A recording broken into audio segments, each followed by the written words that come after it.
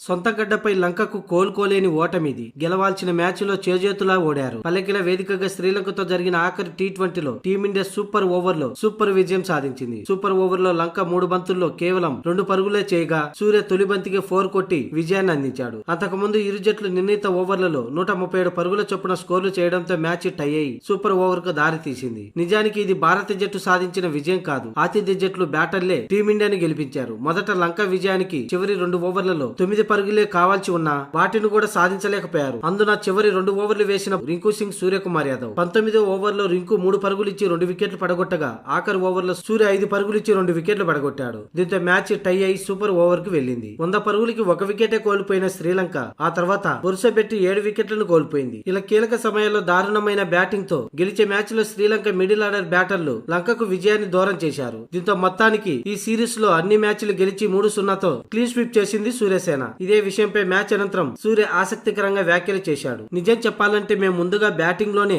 ఈ మ్యాచ్ ఓడిపోయామని అనిపించింది. 48కి 5 వికెట్లు కోల్పోయినప్పుడు గిల్, పరాగ్ ఆదుకున్నారు. ఆ తర్వాత చివర్లో వాషింగ్టన్ సుందర్ బ్యాటింగ్ కారణంగానే గౌరవప్రదమైన స్కోర్ ను చేశాం. ఈ స్కోర్ ను కాపాడుకుంటామని భావించాం. అయితే శ్రీలంక ఓపెనర్లు మంచి శుభారంభం అందించారు. చివరికి వచ్చేసరికి మ్యాచ్ చేజేరేలా కనిపించింది. ఫాస్ట్ బౌలర్లకి ఇంకా ఓవర్లు మిగిలి ఉన్నప్పటికీ రింకు సింగ్ కు బౌలింగ్ ఇవ్వడానికి కారణం పిచ్చి పరిస్థితిని బట్టి. పిచ్చి స్పిన్ కు అనుకూలిస్తుండడంతో రింకు చేత బౌలింగ్ చేయవలసి వచ్చింది. రింకు సింగ్ బౌలింగ్ చూశాక మరో స్పిన్నర్ చివరి ఓవర్ వేస్తే బాగుంటుందనే ఉద్దేశంతో మిగతా స్పిన్నర్ల బౌలింగ్ కోట అయిపోవడంతో నేను బౌలింగ్ చేయాల్సి వచ్చిందని సూర్య తెలిపాడు. లంక బ్యాటర్లు భారీ షాట్లకు ప్రయత్నించి వికెట్లు సమర్పించుకునే అవకాశం ఉండడంతో ఈ నిర్ణయం తీసుకున్నామని సూర్య తెలిపాడు. అందుకే ఫాస్ట్ బౌలర్లు కాదని స్పిన్ నే నమ్ముకొని బౌలింగ్ చేశామని సూర్య తెలిపాడు.